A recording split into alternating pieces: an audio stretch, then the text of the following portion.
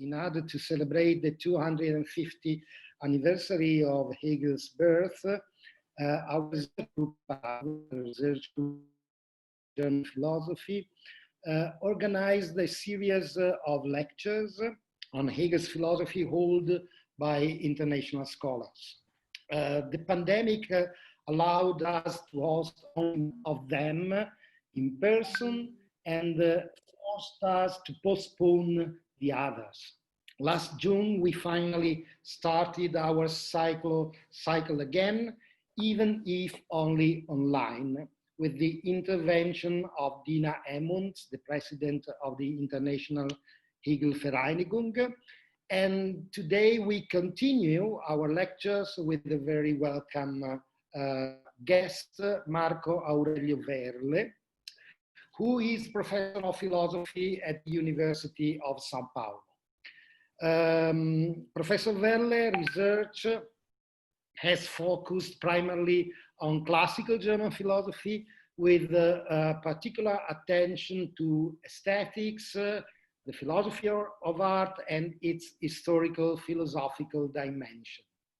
He is a prolific translator and then has translated from German into Portuguese, among others, Hegel, the lectures on aesthetics and parts of the science of logic, but Goethe to August Schlegel, Herder, and Heidegger. His publications are mainly about Hegel, the aesthetics, and in general, the philosophy of art of the so-called Goethezeit and Heidegger again.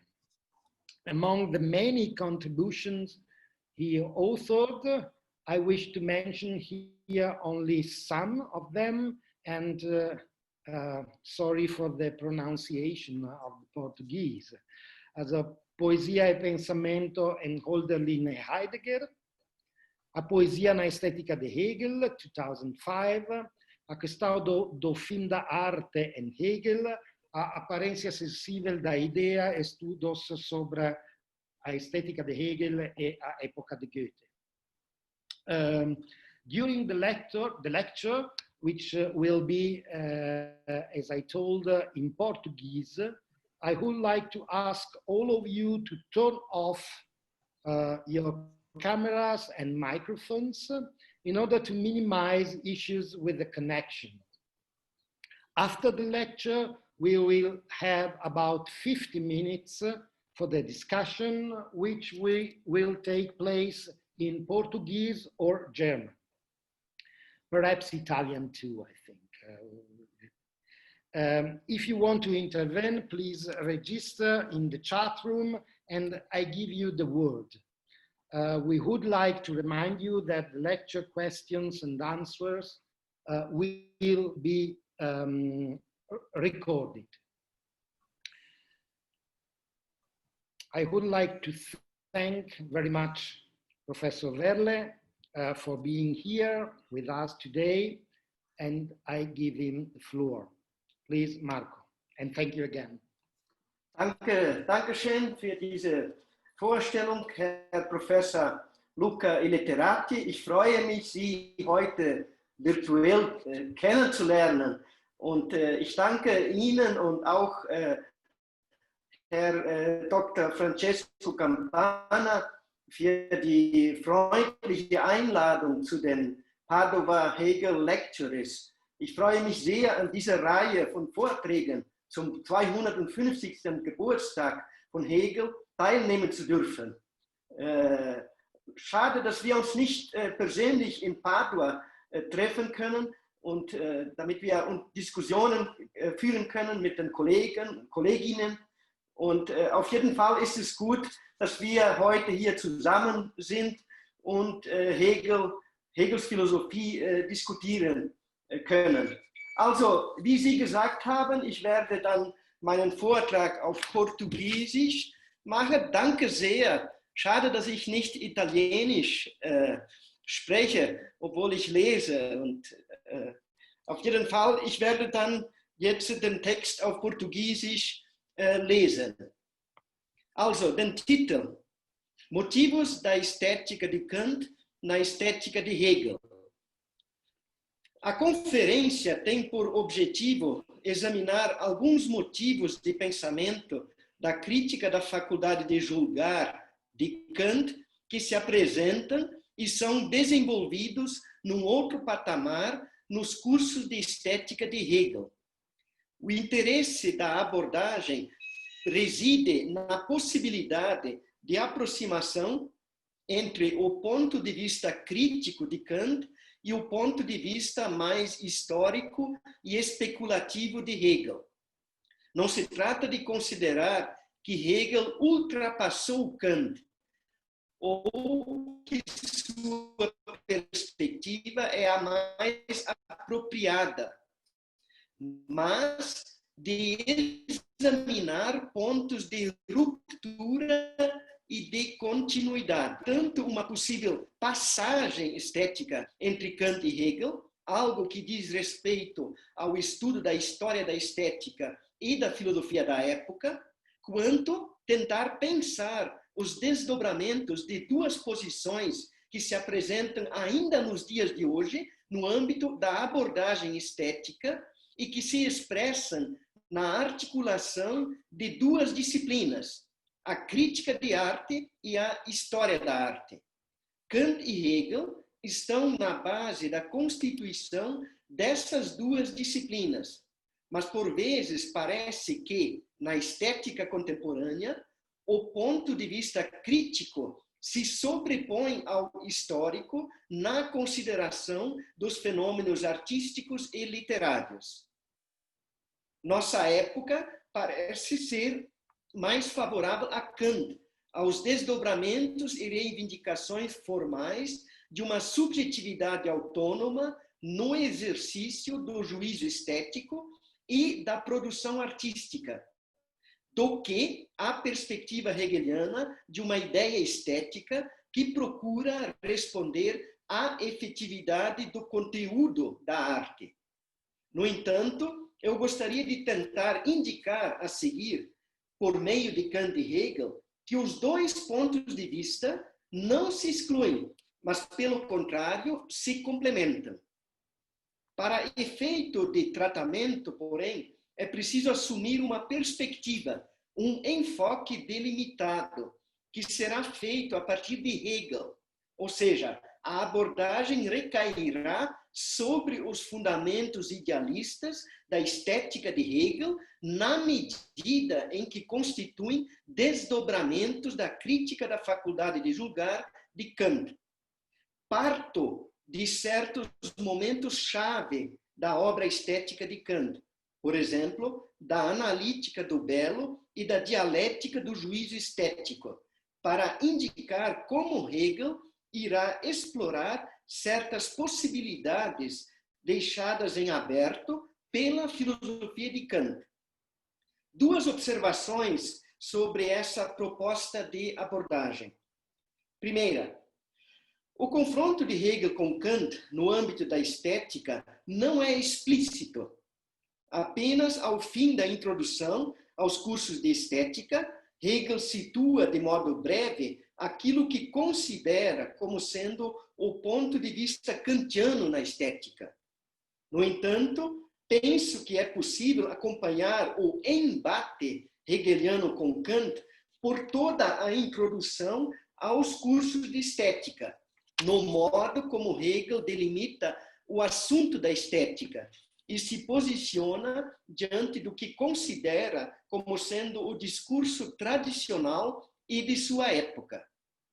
Em segundo lugar, temos de levar em conta a dimensão lógica de pensamento, quando se trata da diferença entre Kant e Hegel, mesmo que o terreno de análise seja a estética, ou seja, o terreno da sensibilidade como campo oposto à lógica. Toda a abordagem kantiana se move no terreno de uma teoria do juízo, a saber, do juízo reflexionante, que Kant toma como sendo um tipo de juízo distinto do determinante. No fundo, esse é o assunto principal da terceira crítica de Kant, verificar como opera a reflexão em seu estado mais puro e livre. Entretanto, para Hegel, a arte é um assunto que opera para além do juízo e envolve um silogismo, uma instância na qual a subjetividade e a objetividade encontram-se unificadas segundo a infinitude do espírito. Começo citando uma máxima de Goethe, que me parece colocar muito bem em questão o modo de proceder de Kant e também a motivação de ultrapassá-lo no âmbito do pós-kantismo.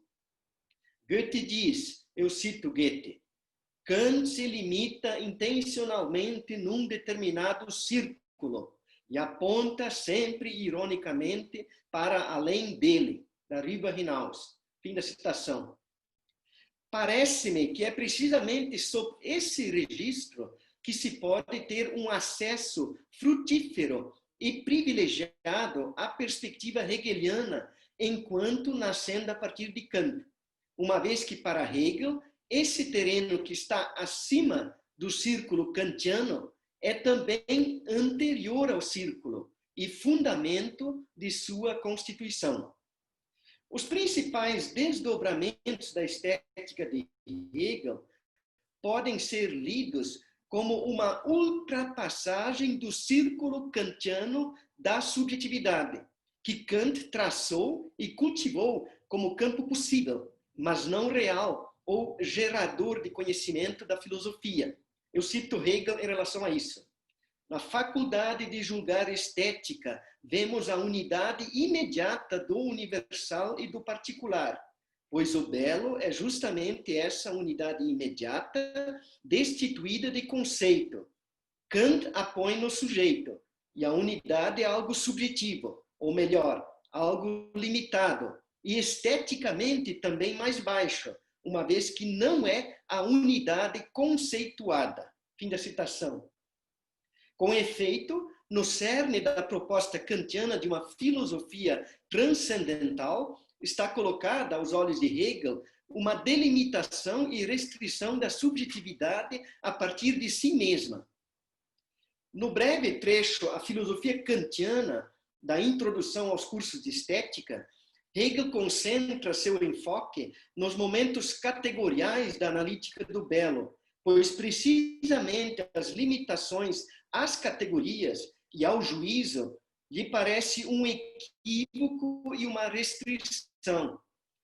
Do ponto de vista hegeliano, toda a estruturação kantiana da crítica da faculdade de julgar é problemática, pois essa tríade analítica, dedução e dialética é marcada por um processo de abstração interna. Em todos esses momentos impera o princípio de pensamento que oscila entre sujeito e predicado num processo de ligação de determinações de pensamento, segundo a doutrina do juízo, mas sem o reconhecimento da negação interna, que torna primeiramente essa ligação concreta. A reconciliação é, como diz Hegel, subjetiva e não algo em si e para si verdadeiro e efetivo. Se percorrermos cuidadosamente a terceira crítica, veremos que o ponto de vista absoluto nasce precisamente de certos momentos limítrofes kantianos. Desde o interior da crítica da faculdade de julgar, se legitima a via idealista. E isso não apenas como uma violência ao ponto de vista crítico, e sim como uma necessidade de fundamentação mais profunda que o próprio Kant percebe em vários momentos de seu empreendimento, mas não ousa percorrer. Ou seja, Kant mesmo sente a necessidade de uma certa transcendência que se encontra além da instância subjetiva e, respectivamente, objetiva. Escolhi 4 momentos que ressaltam isso, muito embora toda a crítica da faculdade de julgar, seu espírito articulador, se encontre muito próxima da perspectiva de pensamento do idealismo alemão. O primeiro momento, idealista, que podemos encontrar no interior da analítica do belo, da crítica da faculdade de julgar diz respeito ao caráter de universalidade de um juízo de gosto. Parágrafo 8. Mais precisamente, trata-se do contexto que se estende do parágrafo 6 ao 9, em que o juízo de gosto é examinado pela categoria da quantidade. Lembrando sempre que a dimensão determinante das categorias no âmbito do juízo de gosto é relativizada devido ao livre jogo do entendimento com a imaginação. Kant considera que a universalidade do belo não, eu cito, contém uma quantidade objetiva do juízo, mas apenas uma subjetiva, para a qual eu também emprego a expressão validade comum, Gemeingültigkeit. O juízo estético não é lógico, pois envolve o sentimento e uma certa atualização sensitiva. Eu cito mais uma vez Kant. Queremos submeter o objeto aos nossos próprios olhos, como se seu aprazimento dependesse da sensação. E, contudo, se então chamamos o objeto de belo, queremos ter em nosso favor uma voz universal e reivindicamos a adesão de cada um, já que, do contrário, cada sensação privada decidiria só e unicamente para o observador e seu aprazimento. Fim da citação. O juízo de gosto, como diz Kant, somente sugere a cada um essa concordância como um caso da regra, Fall der Regel, com vistas a qual espera a confirmação não de conceitos, mas da adesão de outros. A voz universal é, portanto, somente uma ideia. Em que ela se baseia, diz Kant, não será ainda investigado aqui. Essa voz, Stimme, requer que cada um que esteja em um acordo intersubjetivo, Einstimmung. Eu considero que essa rosa é bela e sugiro a outrem que ela é bela, embora eu não possa exigir do outro que pense da mesma forma, pois isso fere o princípio da liberdade do juízo estético. Do ponto de vista idealista, e portanto de Hegel, pergunta-se: o que seria essa voz universal que solicita de cada um uma adesão, pressupondo que ela ultrapassa a possibilidade de apreensão humana por meio das faculdades do entendimento e da imaginação? Seria ela uma ideia estética cujo produtor é o gênio? Dois dos temas que surgem mais adiante na obra de Kant. O Ansinnen, como termo-chave introduzido por Kant nesse segundo momento da analítica do belo, consiste numa certa exigência de pensamento que eu, como indivíduo, faço a outro indivíduo exigindo que pense comigo. Eu o incito a pensar e a sentir, ansinnen, o que não significa que mando, ordeno que ele pense ou ache essa flor bela, pois então destruo a própria beleza, a experiência da beleza. Pode-se dizer que a preocupação hegeliana será não com as condições de possibilidade de julgamento sobre a beleza, e sim com as condições de possibilidade de determinação da ideia estética. As formas da arte, a saber, simbólica, clássica e romântica, podem ser tomadas como essa voz universal que sugere diferentes tipos de relação entre a ideia e a realidade histórica. A instância kantiana da reflexão encontra-se realizada em Hegel num plano superior, uma vez que as formas de arte, e aí eu cito um trecho da Estética de Hegel, as formas de arte encontram sua origem no modo diverso de se conceber a ideia como conteúdo, o que condiciona uma diferenciação da configuração na qual a ideia aparece. As formas de arte nada mais são do que as diferentes relações de conteúdo e forma, relações que nascem da própria ideia. Fim da citação. Um segundo momento que eu gostaria de ressaltar na crítica da faculdade de julgar está no parágrafo 17, que trata do ideal de beleza, no fim do terceiro momento categorial, concernente à categoria da relação.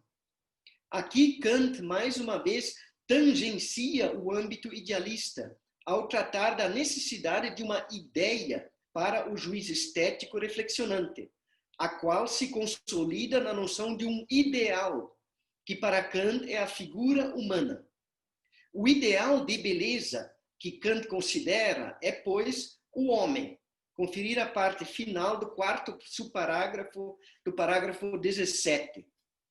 O ideal do belo, que consiste numa imagem originária, Urbild, parte inicialmente da ideia normal de homem, que a imaginação produz, mas envolve também uma ideia da razão, que não é feita apenas por dados empíricos. A figura do homem é uma ideia estética, no sentido de um certo princípio para pensar a forma, o que precisa também ser compreendido em sentido amplo, não como se a arte tivesse de imitar o homem. Ou seja, diante do exemplo da rosa bela, comporto-me como se a rosa e eu mesmo, enquanto ser humano apto a julgar a beleza, tivéssemos um fim em si mesmos. E isso se estrutura pela forma, que aqui não é uma forma espacial ou fixa do homem, e sim uma forma livre, ativa, uma ideia. Podemos dizer que Hegel irá partir justamente desse ideal, mas não enquanto um modelo, digamos, fixo para a arte, a ser operado pelo juízo, como Kant se refere no parágrafo 17, a saber que cada um deve poder saber ajuizar esse modelo no caso de um juízo particular sobre o belo. Isso pode fazer sentido se pretendemos nos manter no nível do juízo e do julgamento apenas. Mas, se o interesse é saber como a arte se efetivou historicamente, então se trata de afirmar que esse ideal se transforma ao longo dos tempos por uma atividade do espírito, de modo que a atividade do juízo depende do ideal, do modo como o homem sempre se realiza historicamente, e não o inverso. E, além disso, a tarefa do juízo torna-se uma tarefa de menor importância frente à efetividade do ideal. Num artigo de 1802, Introdução sobre a Essência da Crítica Filosófica em Geral, Hegel considera que a crítica exige um padrão de medida, o qual não pode advir da particularidade do sujeito, e sim deve se originar de uma Urbild imutável. Aliás, essa noção de Urbild foi usada pelo Kant também. Eu cito Hegel nesse texto de 1802.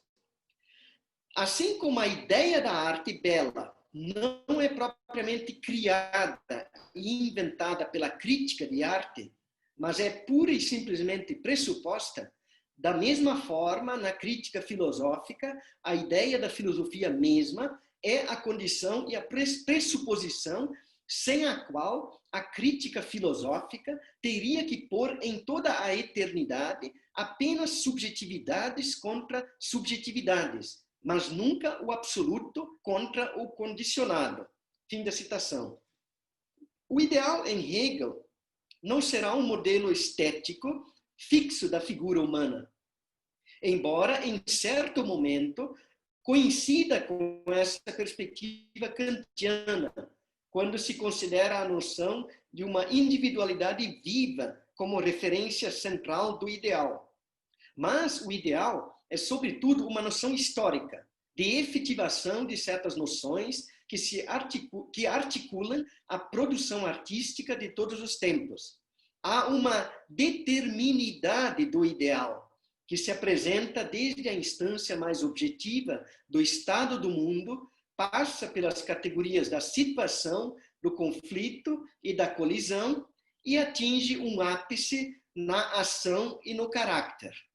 Enfim, quase toda a primeira parte da estética de Hegel se ocupa com a elucidação do ideal como aparência sensível da ideia, como união do conceito com a sua realidade. No fundamento deste desdobramento está, sem dúvida, a lógica hegeliana e sua compreensão da dialética do em si e do para si. Conceito e realidade permitem concretude à ideia, porque Hegel, ao contrário de Kant, não pensa a instância do conceito como desvinculada da intuição, e sim como forma infinita, no círculo do em si e para si. Um terceiro caso que eu gostaria de ressaltar encontra-se no âmbito da consideração de Kant acerca da bela arte e do gênio, ou seja, não mais ligado ao julgamento, e sim à produção da beleza. O parágrafo 49 da Crítica da Faculdade de Julgar, que trata da noção de ideia estética como pendant da razão, pode ser tido como um exemplo de confronto entre Kant e Hegel. Para Hegel, é necessário notar que o essencial não é a produção genial da ideia estética, mas a realidade da ideia como resultado da união entre o conceito e a realidade, não entre razão e imaginação apenas, como quer Kant. B, a noção de imaginação, enfatizada por Kant, se transformará em Hegel em atividade da razão na história. Quarto, por fim, um último momento, eu gostaria de referir brevemente o ponto de chegada da crítica do juízo estético. Kant aponta na dialética do juízo estético para instâncias que tornam possível a efetivação do juízo de gosto. Ou seja, o juízo de gosto, por sua própria natureza reflexiva, envolve uma dialética que permite pensá-lo como possível, pois ambas as teses possuem uma reivindicação e legitimidade. Sobre o gosto se discute e sobre o gosto não se discute.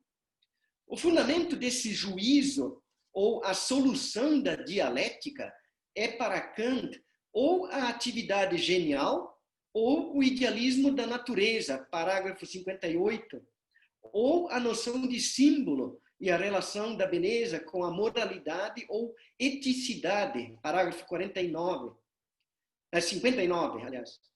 Enfim, pode-se dizer que Kant se ocupa, entre os parágrafos 55 e 60, desse substrato suprassensível que alicerça o juízo de gosto.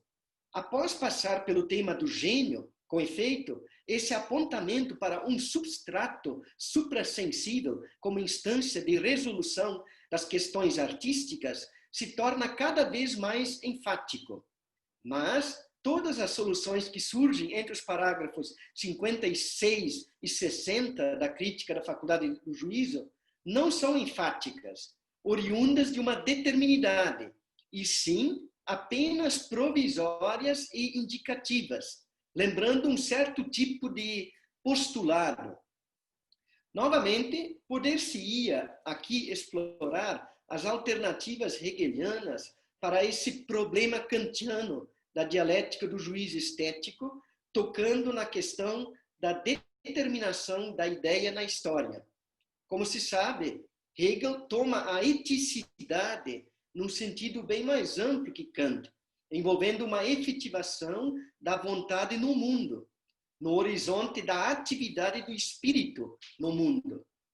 De certo modo, pode-se dizer que a contraposição hegeliana à estética de Kant reside no desdobramento de uma filosofia da arte que partirá da ideia. Essa instância ideal, como vimos nos 4 momentos que percorremos da terceira crítica de Kant, encontra-se sempre de algum modo pressuposta. Ora, na dialética de Hegel, se trata justamente de examiná-la se efetivando no plano da história e da cultura.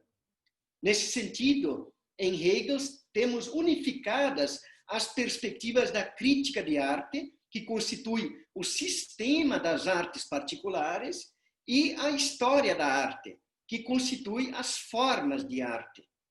Restaria examinar ainda um terceiro domínio da estética, que se refere ao ideal ou à ideia do belo e que corresponde a uma certa teoria da arte.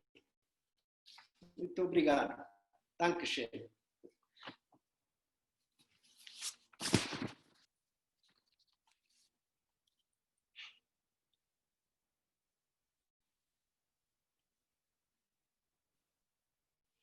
Okay, grazie mille. Grazie mille. Thank you so much. Dankeschön für den Beitrag. Es war sehr klar und sehr schön mit diesen Passagen. Und ich denke, wir haben jetzt Zeit für die Diskussion. As I told, the discussion can be in German or in Portuguese. We can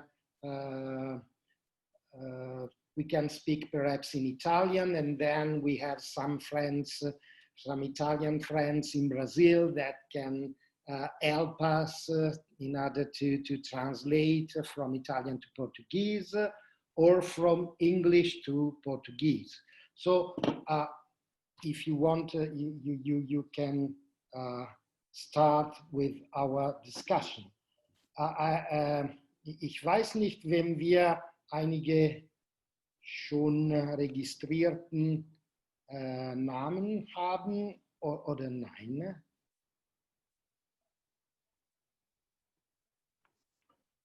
Es ist ein bisschen schwer für mich, Marco, alle diese für uns alle zu passen. Okay. Bitte Julia Bernard. Julia ist eine junge Forscherin von unserer Gruppe hier in Padua. Bitte Julia. Ja, also zuerst vielen Dank, Professor Werle, für Ihren Vortrag. Und ich möchte Sie um eine Klarstellung bitten. Und insbesondere über einen Begriff, der in Ihrem Vortrag nicht vorkommt, der aber irgendwie die Anliegen Kants von denen von Hegel erheblich unterscheidet. Und das ist die Wissenschaft. Wie wir alle wissen, ist Kant davon überzeugt, dass eine Wissenschaft des Schönen nicht geben kann. Und also weil einerseits Wissenschaft und andererseits Kunst und das Schöne, das nur eine Bildungskraft ohne Begriff adressiert, sind zwei ganz unterschiedliche geistige Tätigkeiten. Und das ist genau ein der Einwände, mit denen Hegel sich in der Einleitung seiner Vorlesungen auseinandersetzt. Und ein bisschen zugespitzt könnte man vielleicht sagen, dass Hegels gesamtes Programm einer Ästhetik als eine Wissenschaft der Kunst davon abhängt, also auf einem Versuch beruht, die Unvereinbarkeit zwischen Wissenschaft und Kunst irgendwie zu konterkarieren. Und jetzt meine Frage. Also ich frage mich, ob heutzutage angesichts einer gewissen Vorliebe für die Kunstkritik im kantischen Sinne irgendwie übertrieben erscheint, Ästhetik als eine Wissenschaft zu betrachten. Und falls man die zwei Perspektiven miteinander kombinieren will, also einerseits Kunstkritik und andererseits Ästhetik oder Kunstgeschichte, wie können man die wissenschaftliche Charakter der Ästhetik tun? Das ist meine Frage. Bitte, Marco. Danke sehr, Julia, für diese Frage. Das ist ja gerade der Punkt von meinem Vortrag. Ne? Ich habe ja zuerst gesagt, es geht darum, Kant und Hegel vergleichen unter dieser Perspektive der Kritik der Kunst und der Geschichte der Kunst. Da muss man vielleicht einige Erklärungen machen. Ich denke so, im 20. Jahrhundert, da gab es diese zwei Nordamerikaner, Greenberg und Danto. Irgendwie kann man sagen, Greenberg ist der Kantianer und Danto der Hegelianer. So diese zwei Perspektiven, die sind so irgendwie in Streit, in einer Diskussion. Und da ist auch interessant, wie Hegel und Kant aktuell sind. Ne? Aber dann zum einen, Kant ist, kann man sagen, eine Kritik der Kunst. Es gibt keine Geschichte und die Theorie ist auch nicht präsent. Ne? Ich möchte auch gerne hier sagen, dass ich mich mit dieser Sache beschäftige, diese Verhältnisse von Kritik der Kunst, Theorie der Kunst und Geschichte der Kunst. Und dass ich gerade, und jetzt komme ich zu Hegel, ich sehe, dass die Vorlesungen über die Ästhetik von Hegel, sie hat diese drei Ebenen. Zuerst gibt der erste Teil ist eine Theorie der Kunst, das Ideal und das Schöne. Und dann den zweiten Teil, die Kunstformen, ist eine Geschichte der Kunst. Und dann den dritten Teil, die 5 Künste, kann man so sagen, so eine Art Kritik der Kunst. Obwohl es bei Hegel alles so durcheinander ist, es bestimmt sich wechselseitig. Ne? Und ja klar, Sie haben gesagt, Hegel geht davon aus, dass es eine Philosophie der Kunst gibt, dass die Kunst mit der Wahrheit zu tun hat. Das ist ein wichtiger Punkt für Hegel. Und da Kant sagt, dass die Kunst, dass das Schöne überhaupt nicht die Wahrheit ist. Ne? Und das ist dann die Diskussion zwischen Kant und Hegel. Da haben Sie auch gefragt, wie man heutzutage damit umgehen kann. Ich glaube so, diese Wissenschaften, diese Disziplinen, Kunstkritik, Geschichte der Kunst, sie haben sich irgendwie als Wissenschaft dargestellt. Es gibt Departement von Kunstkritik, Departement von Geschichte der Kunst. Also meines Erachtens ist das eine Tatsache, dass man die Kunst heutzutage wissenschaftlich betrachtet. Und das ist dann nicht nur eine freie Beurteilung, obwohl in der Meinung, öffentliche Meinung, meistens geht man mit dieser kantianischen Perspektive um. Es ist so eine komische Situation, denn wenn man die Kunst so in der Öffentlichkeit diskutiert, geht es immer so um die Freiheit der Beurteilung und so weiter. Und ich wollte mit meinem Text, mit meinem Vortrag zu zeigen, dass diese zwei Punkte, Kritik und Geschichte, sie sind nicht verschieden. Und dass es interessant wäre, Kant mit Hegel zusammenbringen. So, das ist so eine Idee. Ich weiß nicht, ob es geht. Ja, das war erleuchtend. Vielen Dank. Bitte, Julia. Danke. Okay, Entschuldigung. Es gibt eine Frage von Francesco Campana. Bitte, Francesco. Also, vielen Dank, Marco, für deinen Vortrag, den ich sehr spannend, bitte. Sehr spannend und reich an Ideen und weiteren möglichen Entwicklungen gefunden habe. Also meine Frage ist eine Bemerkung an der Frage von Julia vielleicht. In diesem Bild, wo Kant der Begründer sozusagen der heutigen Kunstkritik ist und Hegel der Vater der Kunstgeschichte mit der Bemerkung, dass die beiden Perspektiven komplementäre sind. In diesem Bild, wo würdest du die Romantik oder vielleicht genauer gesagt die Frühromantik einordnen? Und wenn möglich, ich hatte auch eine Bitte um Erläuterung, wenn ich richtig verstanden habe. Hast du gesagt, dass Kants Begriff der Einbildungskraft bei Hegel zur Aktivität der Vernunft in der Geschichte wird. Könntest du bitte etwas mehr darüber sagen? Danke. Das war meine Frage auch. Ja, danke schön. Zuerst, ich verstehe, dass du zwei Fragen gestellt hast. Zuerst, wie kann man die Romantiker in diesem Schema einordnen? Ja, man weiß ja, dass die Romantiker einen Begriff der Kritik hatten. Das hatte Walter Benjamin herausgearbeitet. Und das ist so irgendwie so eine unendliche Tätigkeit der Kritik und so weiter. Ne? So irgendwie ich sehe die Romantiker so wie so eine Potenzierung von der kantischen Perspektive. Aber zugleich haben die Romantiker auch bei dem Begriff der Geschichte etwas geleistet.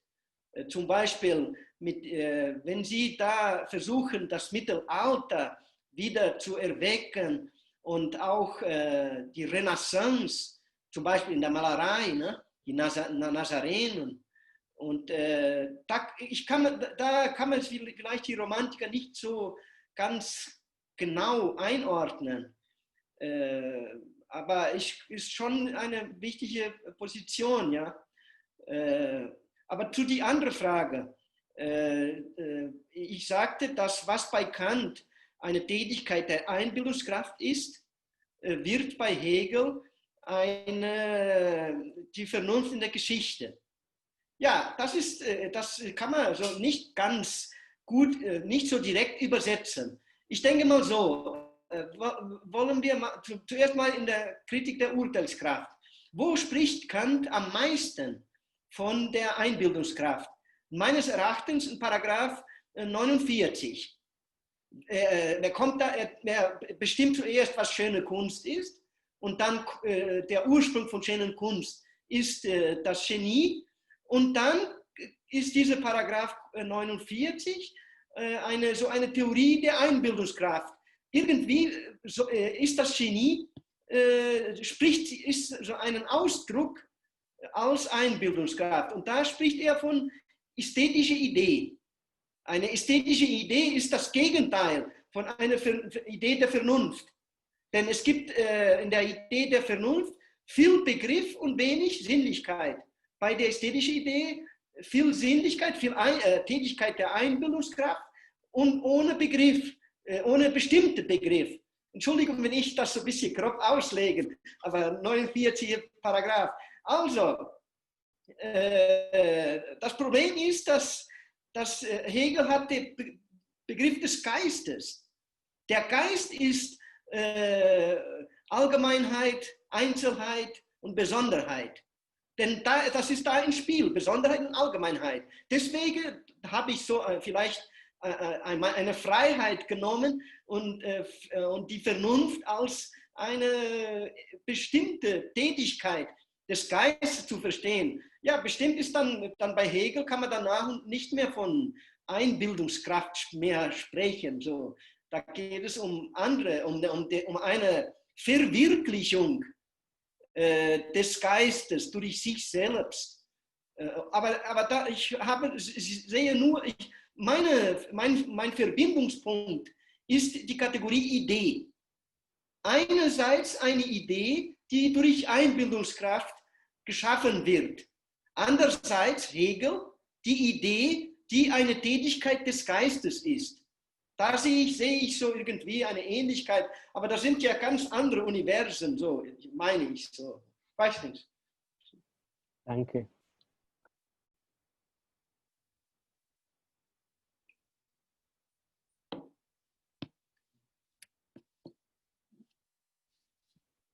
Ja, Entschuldigung, ich war ohne Mikrofon. Vielen Dank. Ich weiß nicht, wenn es andere Leute gibt.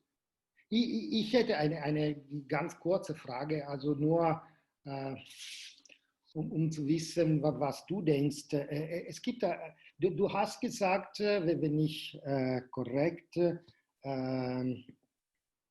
einverstanden habe, dass wir haben in Kant keine Theorie der Kunst, aber eine Theorie der Urteil über die Kunst, aber nicht der Kunst. Und das ist wichtig, ich glaube, weil wir können in diesem Sinne die Differenz zwischen Kant und Hegel, zum Beispiel, wenn wir denken an die Naturschönheit, dass die Naturschönheit nicht so wichtig für Hegel ist, weil er an eine Theorie der Kunst interessiert ist und für Kant wichtig ist, weil er zu einer Theorie des Urteils interessiert ist. Ich weiß nicht, wenn diese einen guten Weg sein kann, um die Differenz zu sehen zwischen einer Theorie, der eine Theorie der Kunst ist, und eine Theorie, des Urteils über die Kunst oder über die Schönheit und so weiter ist. Ja, gute, interessante Frage. Zuerst mal würde ich sagen, man kann auch diese Differenz zwischen Kant und Hegel so vielleicht bestimmen. Eine Ästhetik der Form, Kant, und eine Ästhetik des Inhalts, das ist Hegel. Ne? Diese Kontraposition, Form und Inhalt, ist auch einleuchtend für die Differenzen. Und ja klar, wie Sie sagten, es geht um die Form. Und dann zum Beispiel die Form gibt es in der Natur und nicht nur in der Kunstschönheit. Auch die Kunst, die Naturschönheit hat eine Form, da es um eine Beurteilung geht. Ja, aber da hat Hegel Schwierigkeiten, weil die Kunst eben höher steht als die Natur und so weiter. Ne? Aber ich wollte noch diese Frage, die du gemacht hast, Luca, wollte ich mal vielleicht mit einem anderen Punkt vielleicht erklären. Das habe ich nicht in meinem Text ausgearbeitet, aber ich würde auch sagen, ich möchte auch gerne sagen, dass diesen Text habe ich schon öftermals ausgearbeitet. Aber es gibt einen Punkt, einen Moment, wo Hegel und Kant sich treffen. In der Hegels Ästhetik, und das ist am Ende der romantischen Kunstform. Denn da sagt Hegel viele Sachen über die aktuelle Situation der Kunst am Ende der Modernität. Und diese aktuelle Situation, die ist sehr nah von einem Standpunkt des Beurteilen. Zum Beispiel die Kunst irgendwie nach Hegels Idee der Geschichte der Kunst, bereitet die Geschichte der Kunst Kant selbst vor. Irgendwie hat Kant, der Standpunkt von Kant ist der Standpunkt von der Ende der Modernität.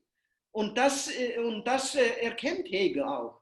Ich meine, Hegel versteht das, dass wir in einer Zeit sind, wo es geht mehr um die Subjektivität, die mit verschiedenen Epochen der Kunst ein Verhältnis hat. Und sie wird immer mehr subjektiv. Und Hegel sagt auch, wir sind in der Zeit, im Zeitalter der Ästhetik, nicht mehr in der Zeitalter der Kunst als sich. Das ist der Vergangenheit. Die Griechen war die Zeit der Kunst. Wir sind die Zeit der Ästhetik. Und irgendwie, da treffen sich wieder Kant und Hegel. Ne? Deshalb meine Absicht ist nicht gegenüberstellen, Hegel und Kant. Ich finde es interessant, dass man beide zusammenbringt. Aber was mich so ein bisschen irritiert heutzutage, ist, dass die Leute meines Erachtens zu viel Kantianer sind und zu wenig Hegelianer. Und deshalb mein Interesse, das zusammenbringen. Das Interesse ist hauptsächlich liegt darin, zu zeigen, dass es keine Kritik der Kunst geben kann, die keine Voraussetzung, keine inhaltliche Voraussetzung hat. Das ist der Punkt. Und das gibt, ich finde es nicht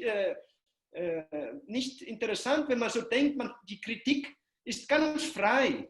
So, es ist immer bestimmt. Und das ist dann die hegelianische Perspektive. Ne? Ja, das war sehr interessant, Marco, wirklich. Wenn es noch nicht andere Fragen gibt, ich wollte noch ein bisschen über deine Antwort gehen. Du hast gesagt, und ich glaube, es ist gerade so, dass für Hegel wir sind in die Epoche der Ästhetik und nicht mehr sozusagen in die Epoche der Kunst, weil die Kunst in die Vergangenheit lebt sozusagen. Ist es deiner Meinung nach also hegelianisch zu sagen, dass die heutige Kunst eine Form von ästhetischer Theorie ist, mehr als eine Kunst in der Sinne, worüber Hegel spricht, von die wahre Kunst. Also was ich meine, ist, dass vielleicht wir können die heutige Kunst als eine ästhetisch-theoretisch Kunst nennen, sozusagen. Ich weiß nicht. Ja, das kann man schon sagen, dass heutzutage die Kunst selbst schon immer irgendwie der Standpunkt der Kritik das Werk an sich schon ist. Aber ich wollte vielleicht noch eine Sache mal beibringen. Es gibt bei Hegel diese Idee von einer immanente Kritik. Und ich glaube, man könnte denken, dass es eine Möglichkeit der Kritik, die nicht nur so subjektiv ist wie bei Kant. Der Punkt ist, dass nicht alle Kritik der Kunst oder nicht alle Theorie der Kunst notwendigerweise von der Einbildungskraft und vom Verstand abhängt. Also, man könnte vielleicht eine Idee, eine ontologische Idee, eine ontologische Kritik vielleicht denken, dann im Sinne von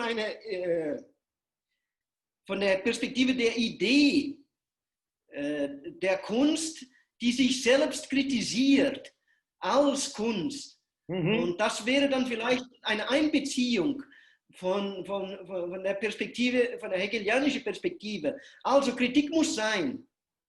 Das ist unser Merkmal. Wir kritisieren. Ne? Unser Zeitalter ist immer noch das Zeitalter der Kritik. Aber es kommt darauf an, ob man eine Kritik subjektivistisch auffasst oder ob die Kritik selbst an den Sachen ist schon. Und das wäre irgendwie so eine hegelianische Idee der Kritik. Zum Beispiel was ich sagte bei Hegel, die einzelnen Künste, das dritte Teil der Ästhetik, sollte sozusagen eine Kritik der Kunst sein. Aber ich glaube, viele würden sagen, nein, das ist keine Kritik. Denn Hegel, wenn er von Architektur spricht, Skulptur, Malerei, das wäre irgendwie eine Bestimmung der Idee. Aber wenn man diese Kapitel liest, genauer liest, zum Beispiel die Malerei, Kapitel über die Malerei, es gibt da selbst eine Kritik, eine innerliche Kritik des Materials, der Formen in der Geschichte.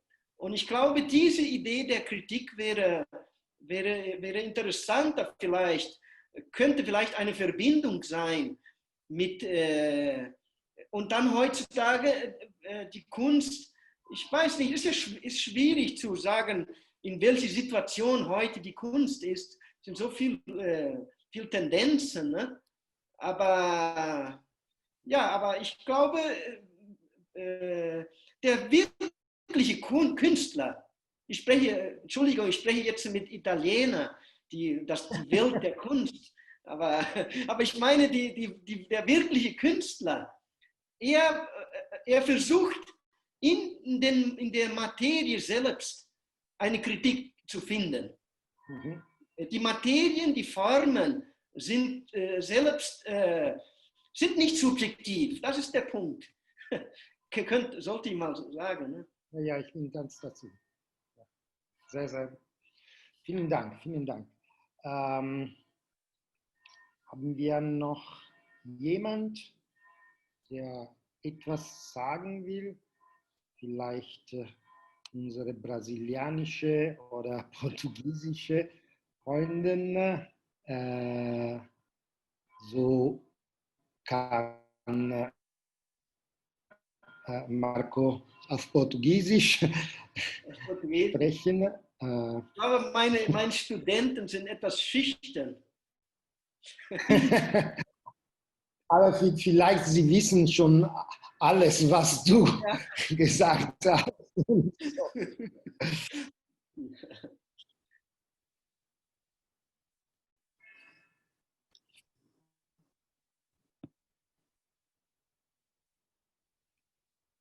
Ja, ich will noch einige Minuten warten, wenn jemand ein bisschen denken will und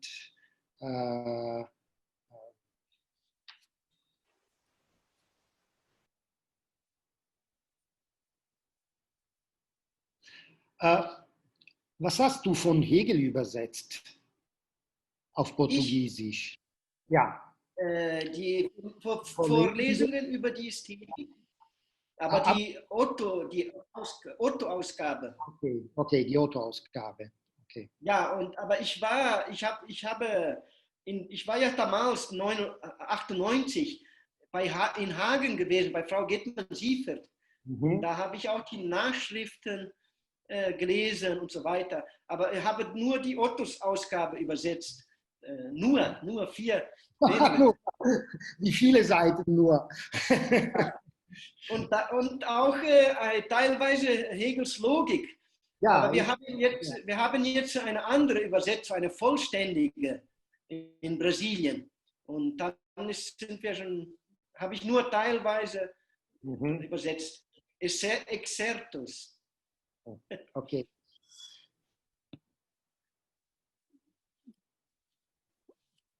Und wir sind jetzt dabei, vielleicht, wenn ich etwas von meiner Laufbahn sprechen darf. Ja, danke. Deshalb wäre es auch schön gewesen, wenn ich bei euch sein könnte, hätte man vielleicht vieles darüber noch sprechen können. Hier ist ein bisschen zu eng, aber wir sind jetzt dabei, Goethe-Schiller Briefwechsel zu übersetzen. Ja, ich und noch 2 Kollegen. Ne? Eine riesige Arbeit. Ja, ich muss mich vielleicht ein bisschen entschuldigen. Ich bin nicht so ein Hegelianer von Carteirinha, Hegeliano de Carteirinha, não sei wie. Michela Bourdignon versteht das. Ja, wir haben verstanden, ich glaube. Luca, solo una cosa, scusami, scusate se vi interrompo. Forse è il caso di dire in portoghese che possono fare le domande in portoghese. Puoi dirlo tu? Ok, ok. Para os brasileiros, se alguém quiser fazer pergunta em português, não tem problema nenhum, a gente vai traduzir para os italianos. Tá, obrigada. Grazie.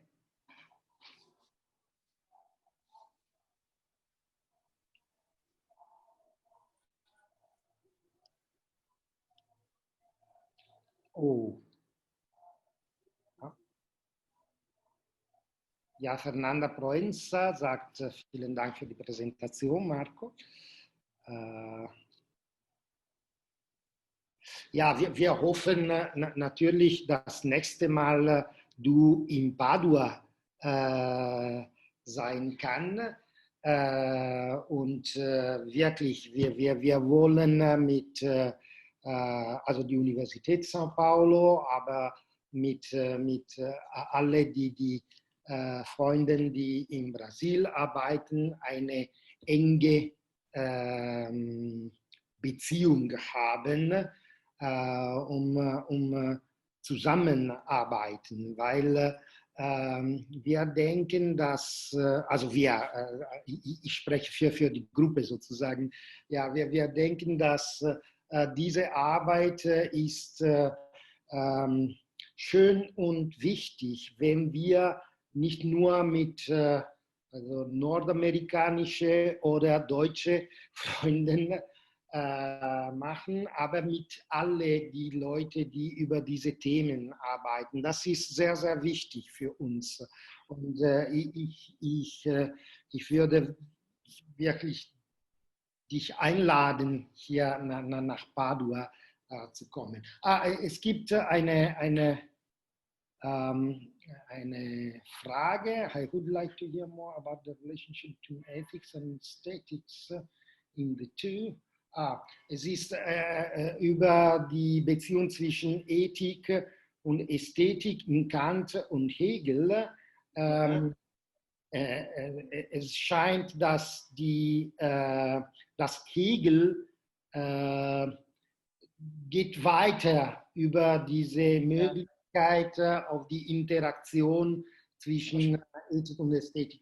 Bitte, Marco. Ja. Ich habe schon verstanden, habe hier gelesen auf Englisch. Entschuldigung, ja. Talvez a pedido da Michela eu devo falar em português, mas depois eu traduzo. Okay. Eu acho que não sei quem fez essa pergunta, Gabriel, brasileiro? Ich weiß es nicht. Sim. Bom, então eu vou responder para ele, depois eu posso traduzir para o alemão, caso seja necessário para os italianos. Mas, aliás, Entschuldigung, Luca. Wenn spricht auf Portugiesisch, ich glaube, dass für die Italiener es kann gehen. Also für mich, danke. Mas então, Gabriel, na minha conferência, num certo momento, eu acho que a sua pergunta se relaciona com aquela solução da dialética do juízo estético, né? que aparece lá na Crítica do Juízo, né? Eu acho que é o parágrafo 56 a 60, né? Quando eu falei que Hegel tinha uma concepção de ação moral mais ampla que o Hegel, né? Ou seja, que o Kant. O Kant é a perspectiva da moralidade, né? E Hegel a perspectiva da eticidade, né? Então, eu acho que parece que se repetem as questões, né? Inclusive, eu queria aqui fazer uma observação, até para o Luca, para o Campana, que eu escolhi 4 momentos da Crítica do Juízo. Mas a gente pode acompanhar toda a Crítica do Juízo, parece que é sempre a mesma questão, né? É sempre uma perspectiva mais ampla de Hegel, diante de uma perspectiva subjetiva restrita kantiana. Ora, a mesma questão se coloca no terreno da ação moral, né? Quer dizer, existe em Kant é muito forte a questão do caráter moral do belo. Eu acho que é um assunto que o Schiller explora muito isso, né? Que o belo, então, o que o Kant considera que para resolver a dialética do juízo de gosto, sobre gosto se discute, sobre gosto não se discute, seria necessário uma instância moral, ou seja, há sempre uma ideia de moralidade na beleza. Só que eu acho que isso, no caso do Hegel, é pensado de outra maneira. Em Hegel, é o mundo ético grego, na Grécia, Antígona. Antígona é o exemplo da família e do Estado. Então, o que está por trás da arte, segundo Hegel, é o mundo ético. Hegel, na introdução aos cursos de estética, ele critica fortemente a ideia de que a arte deva ter uma ligação com a moral. Então, é justamente isso que eu acho que é uma questão, né? Eu acho que talvez até seja atual esse problema, né? Do caráter ético da arte ou do caráter moral da arte, né? Ich hoffe, ich weiß nicht, ob die Italiener es verstanden haben. Michela, okay, für mich war es klar, aber wenn Michela etwas sagen will über die Übersetzung, siehst du, Michela? Io non ho preso nota, scusatemi, anche perché mi stavo rivedendo una parte di appunti perché avevo un problema, scusatemi. Okay, nessun problema. Ma visto che ci sono, faccio io una domanda da outsider Un gatto per i torsini. Ok, perfetto. La faccio in italiano, e poi in portoghese e poi in italiano. No, io stavo ripensando al passaggio iniziale quando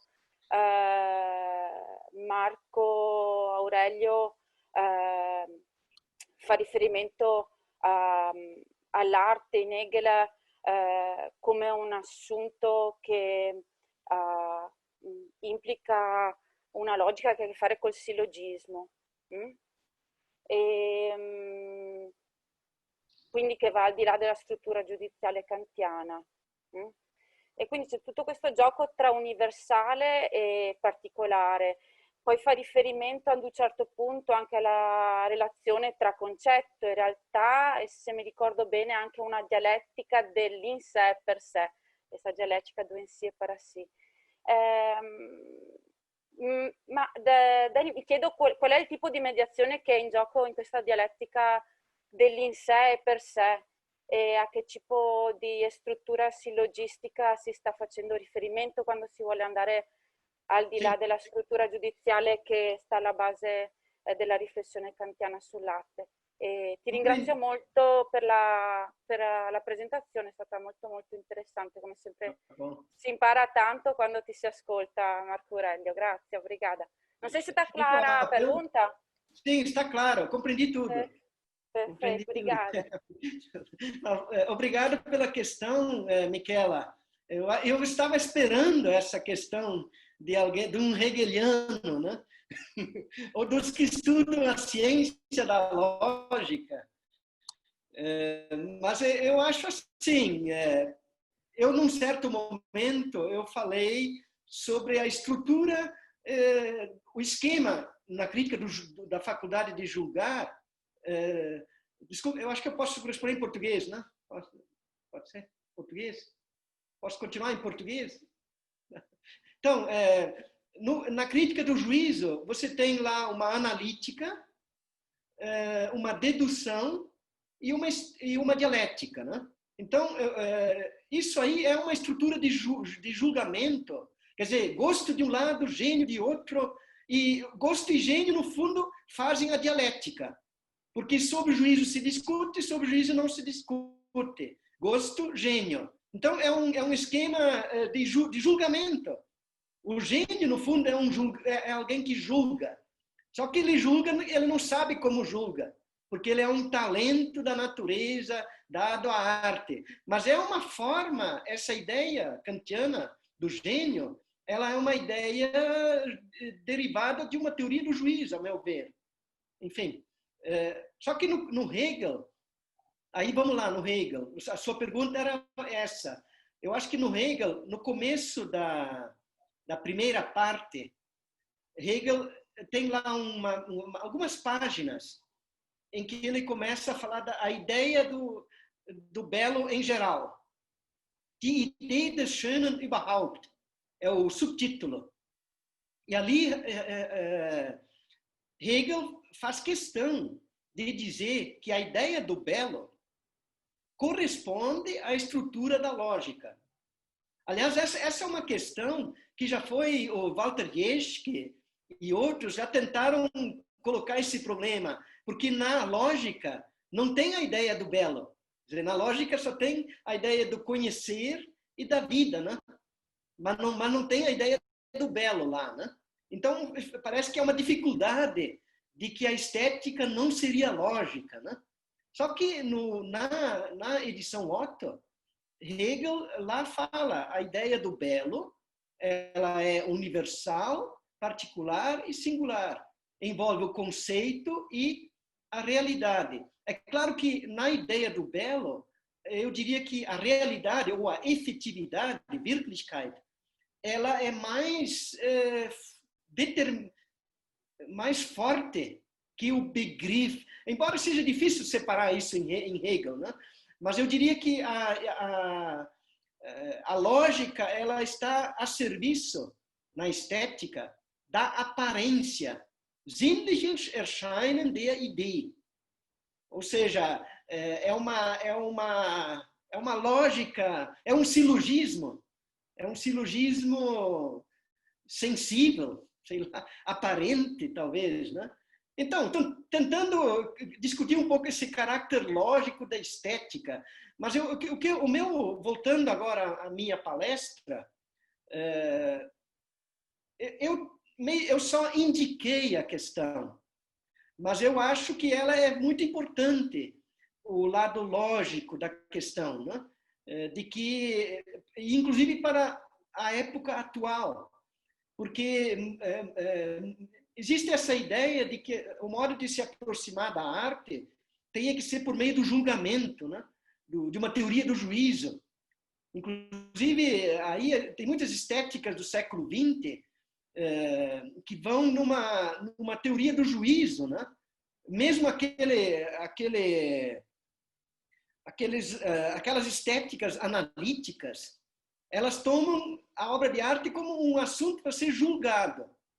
Só que a obra de arte já está julgada. Ela já é um julgamento objetivo. Ou seja, é um silogismo. Eu entendo que é isso. É um universal, um particular que se singulariza. Então, não sei, me desculpe se eu não respondi de maneira tão lógica a questão, mas o meu interesse é mais na direção da estética. Quer dizer, como que isso tem importância para a estética. Quer dizer, uma perspectiva silogística e outra perspectiva judiciante.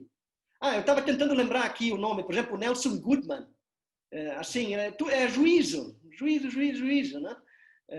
O Gombrich mesmo, o Ernst Gombrich, né? Aliás, antes o Francesco falou do Hegel como história da arte, pai da história da arte. Quem falou isso foi o Ernst Gombrich, no prêmio Hegel que ele recebeu. Que ele falou que Hegel é o pai da história da arte, né? Mas o Ernst Gombrich tem uma teoria complexa da percepção, né? Que para mim é uma teoria do juízo, enfim. Então eu acho problemático isso, né? Sei lá. Danke, vielen Dank. Michaela, willst du noch etwas sagen oder ist das okay? Achei interessante, sobretudo em relação a essas implicações de uma forma diferente de ver a teoria da arte. Do ponto de vista da hegeliana ortodoxa, eu acho interessante essa questão de ver na arte quase não sei se a gente pode falar de uma prefiguração daquilo que na lógica Hegel chama de forma absoluta, mas É estranho, porque parece que ele se move quase entre a lógica da essência e a lógica do conceito. Mas te falei, a parte mais interessante é aquela que eu realmente, essa questão que eu nunca tinha pensado, que você falou no final, dessas implicações, numa forma diferente de pensar a filosoficamente a arte. Só para complementar, quem tentou enquadrar a lógica na estética foi a Brigitte Illmer. Acho que talvez o Campana conheça, scheinende Idee, algo assim.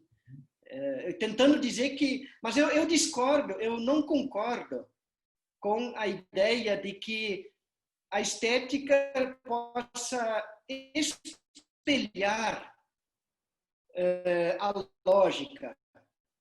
Eu acho que, porque a estética, a arte, ela faz parte da enciclopédia real. E aí o elemento do real, ele não é uma pura determinação do pensamento. Então, eu acho que a gente tem que ir com mais calma, né, nessa comparação, mas eu acho que a gente não deve desprezar essa comparação. Eu acho que ela pode ser rica, mas também ela não pode ser forçada. A minha visão é essa, né? Porque são domínios distintos. É também como, talvez aqui, embora eu tenha dito que não sou hegeliano de carteirinha, mas gosto de Hegel também, mas eu acho que está um pouco em questão como a gente entende Hegel, né? Eu entendo que Hegel, o sistema hegeliano, ele não funciona no sentido de uma hierarquia. Eu acho que são diálogos, mas que cada parte tem a sua especificidade própria. E eu acho que eu vejo isso nas obras do Hegel também. Fenomenologia, lógica, enciclopédia, filosofia da religião, a história da filosofia é um outro caminho, filosofia da história, né? Embora tenha sempre relações, né? Enfim, aí é um problema de fundamental. Eu acho que já estamos saindo do nosso assunto aqui. Mas, na verdade, aquilo que me interessava não era tanto essa ideia de aplicar a lógica, mas é que nessa ideia de olhar para o conceito de forma, o tipo de dialética que está em jogo, está a relação entre forma e conteúdo, que acho que é justamente uma relação que joga um papel crucial nessa relação de desencontro e encontro entre Hegel e Kant. Não sei se isso pode ser relevante. Sim, acho que sim. Okay, danke. Ich weiß nicht, wenn ich ein echter Hegelianer oder Hegelist bin, aber ich finde, dass deine Art, Hegel zu arbeiten, ist die richtige Art, ich glaube. Danke. Also wir müssen immer Hegel in eine sozusagen pluralistische Perspektive zu sehen, dass wenn wir über die Logik arbeiten, müssen wir logisch denken. Und wenn wir über die Philosophie der Kunst oder die Philosophie der Geschichte arbeiten, müssen wir mit dieser Logik arbeiten und nicht mit der Logik der Wissenschaft der Logik immer arbeiten. Das ist eine besondere Sache, ich glaube. Also wir haben noch eine Frage von unserem Freund Federico Orsini und bitte Federico. Grazie Luca. Boa tarde, professor Werle. Muito obrigado pela palestra. Non so se vale la pena mostrare lo sfondo attuale, preferisco vivere nascosto. Spero che la mia voce, la mia stima sia la più universale possibile, ma mantenga la voce. No, scherzi a parte. Professor Werle, eu teria eu vou formular minha pergunta em italiano primeiro, depois se precisar, eu vou formular em português, pode ser? É possível que eu entenda o italiano. Pode falar. Ótimo, ótimo. Pronta? Allora, la mia domanda, la mia prima domanda riguarda sono due domande di chiarimento. La prima è chiarimento sulla sua prospettiva metodologica, in cui lei ha posto il confronto tra il punto di vista dell'estetica hegeliana, che lei qualifica a più riprese come idealista, e l'estetica kantiana, che lei qualifica come critica. Poi eventualmente lei su questa, diciamo, qualifica, su questa eventuale distinzione fra un'estetica idealista, se quella di Kant sia idealista, in che senso, poi lei stesso può tornare, può spiegarla meglio. Ma il punto era, mi pare che nella sua conferenza emergano forse tre prospettive sul confronto tra il punto di vista dell'estetica kantiana e quella kantiana. Ma prima è quella secondo cui le due prospettive sono complementari. Cioè è il punto di vista di chi dice: io non voglio scegliere fra una prospettiva, un punto di vista, uno standpoint kantiano o hegeliano. Non penso che uno abbia ragione e l'altro abbia torto, ma che i due in qualche modo hanno ragione insieme, no? Sono complementari. E poi mi pare che emerga una prospettiva in cui il punto di vista assoluto, come lei scrive, il punto di vista assoluto nasce dal punto di vista kantiano e lo dispiega, lo desdobra. E poi mi pare esista una terza prospettiva, che non so se oggettivamente o per lei sia la stessa cosa che il secondo, o se forse è un po' diverso, cioè l'idea che mi pare il punto di vista più in qualche modo vicino a come Hegel interpreta la sua posizione rispetto a Kant, cioè che il punto di vista hegeliano è una fondazione più approfondita del punto di vista kantiano. Cioè va dove Kant non ha osato andare e va e qui riprendo la massima di Goethe, cerca di andare al di sopra del circolo kantiano, però anche al di qua del terreno di costituzione del circolo kantiano. Quindi, diciamo, in qualche modo le tre prospettive, cercando di riassumere, sono queste. Cioè, prima, prospettive complementari. Ci vuole un pezzo di Kant, un pezzo di Hegel, li mettiamo insieme, abbiamo un'estetica potente che soddisfa un po' tutti. Seconda prospettiva, Kant, e il punto di vista di Hegel in qualche modo è debitore, no? È devedor del punto di vista estetico, nasce, no? Da quello kantiano e poi lo sviluppa un po' meglio, lo perfeziona. Il terza prospettiva gli dà il fondamento che l'estetica kantiana non ha. Quindi è il punto di vista più vero, non è che è complementare a, no, è più vero di quello kantiano, e quindi lo ingloba, non è complementare, non sta accanto a quello kantiano. La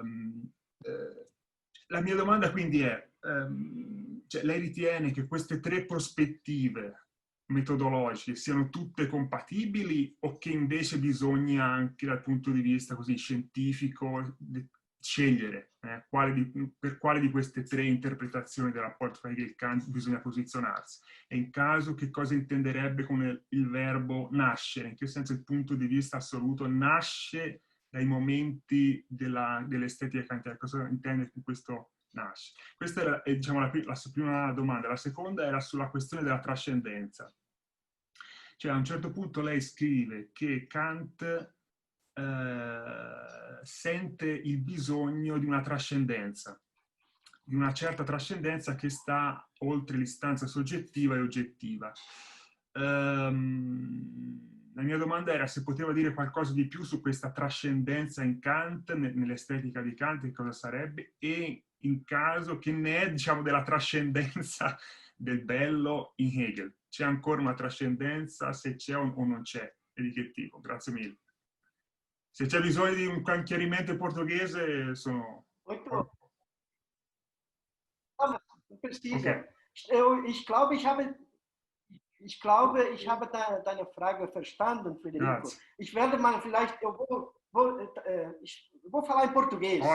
Sim, ótimo. Vou retomar a questão para ver se eu entendi o que você falou. Pelo que eu noto, Federico, o seu ponto de vista geral é de uma certa diferença, menos de complementaridade entre Kant e Hegel. As três questões que você colocou, eu acho que vão nessa direção, né? E eu vou tentar responder. Caso eu não tenha dado conta, você poderia depois talvez comentar de novo, né? Mas é o seguinte, Federico, sobre a questão da... Eu vou começar pela última. A ideia de que há em Hegel, a ideia de que no juízo de gosto kantiano, o que eu falei na primeira vez? Eu falei do segundo momento categorial da crítica do juízo de gosto, em que o Kant usa essa ideia de uma voz universal, inclusive a allgemeine Stimme. Ou seja, para mim, inclusive ele fala como que essa voz vai ser colocada, nós ainda não sabemos aqui. Ou seja, eu tenho claramente a impressão que Kant requer algo que não é determinado e que ultrapassa, digamos assim, uma certa instância do entendimento e da imaginação. Agora, o outro exemplo que eu coloquei é do ideal do belo, parágrafo 17. Kant usa o termo Urbild, ou seja, uma imagem originária. Só que aí é o seguinte, Federico, eu vou aqui me dar, enfim, tomar a liberdade de interpretar a sua pergunta como querendo me colocar na parede, entende? Eu vou responder a sua pergunta pela tangente, porque é o seguinte, aquilo que Hegel fala de Kant, também Schelling fala, também August Schlegel fala do Kant. Ou seja, o meu texto, eu escrevi um texto maior sobre esse assunto, em que no começo eu enfrento a passagem de Kant para o idealismo. E aí não é apenas Hegel que reconhece em Kant um ponto de vista fundamental, mas que é insuficiente. Não é apenas Hegel, é Schelling também. Então, tem que criticar o Schelling também, né? Não só o Hegel, né? E outra coisa, Hegel, nos cursos de estética, fala na introdução o seguinte: dedução do verdadeiro conceito da arte. E qual é o primeiro momento do verdadeiro conceito da arte? Kant. Então, Hegel mesmo constitui Kant como um momento da autonomia, mas que ainda não chegou ao ponto de vista absoluto. Essa é uma ideia que está no Schelling também, na filosofia da arte do Schelling. E é uma ideia que está no August Schlegel, Kunstlehre, doutrina da arte. Ou seja, essa ideia, e que eu também coloquei a partir do Goethe, dessa máxima do Goethe, né? Então, quando você questionou a ideia de que o idealismo nasce do ponto de vista kantiano, mas essa é uma questão que está no Schelling também. Enfim, então a minha resposta é um pouco nessa direção, né? De que o idealismo ele se entende como uma radicalização da crítica, né? E sei lá, não sei se eu respondi bem as suas três questões, que era um pouquinho, talvez fazendo um resumo aqui, Federico. A legitimidade de imaginar que Kant esteja de acordo com Hegel e Hegel com Kant.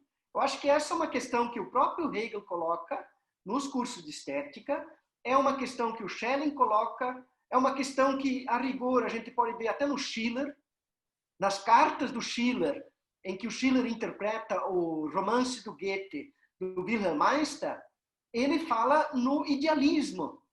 O idealismo do Meister, que agora o Meister ele é imaginação e entendimento.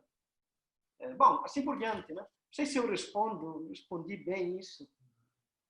Sì, quindi mi pare di capire che lei intende quel nascere in un senso storico, una genesi storica, per cui chiaramente sono d'accordo, l'estetica kantiana o la teoria kantiana del giudizio è un presupposto storico, direi in generale, non appena la teoria kantiana, tutta la teoria kantiana della ragione è un presupposto storico dell'idealismo tedesco e anche di Schiller, di Schelling, di Fichte, di Hegel, quindi nasce nel senso di una genesi storica, quindi non nel senso di un nascere, nel senso di una genesi o trascendentale o speculativa, nel senso che il punto di vista filosofico, no, ha validità perché si genera logicamente da un certo concetto di arte.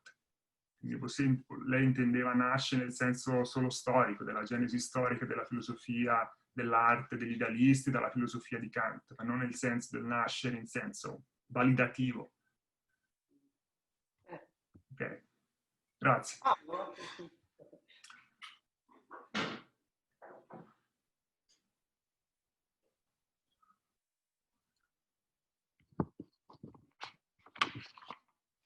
Entschuldigung. Vielen Dank. Vielen Dank, Federico.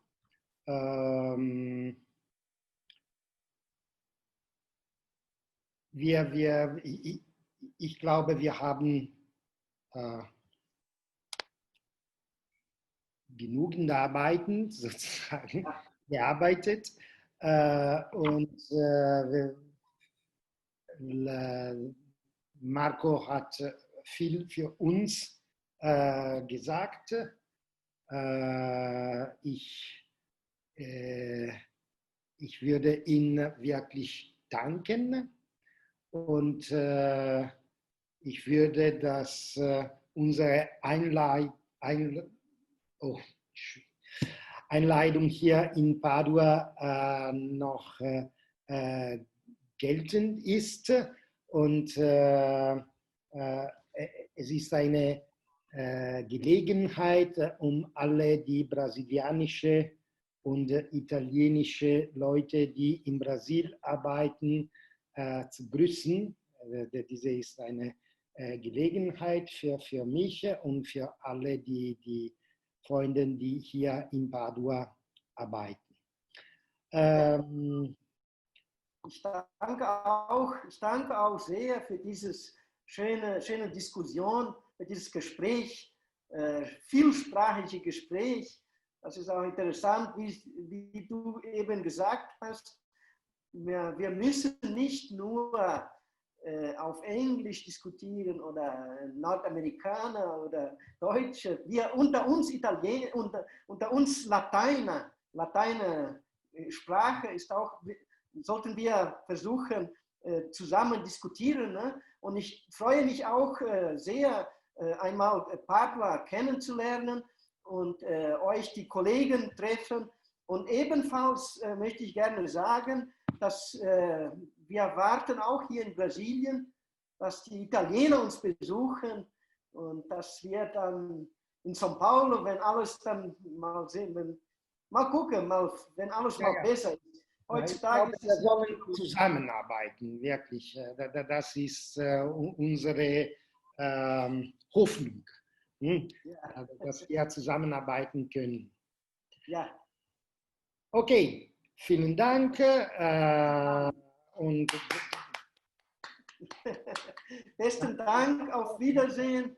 Nächstes Mal. Danke, Michela, für die Übersetzung und Federico für die Fragen. Und wirklich, es war schön, wirklich. Ja, war schön. Bis nächstes Mal. Alles Gute. Luca, Francesco, Michela, Ciao. Federico. Ciao Marco. Ciao Marco. Ciao, ciao. Grazie. Grazie. Grazie. A voi.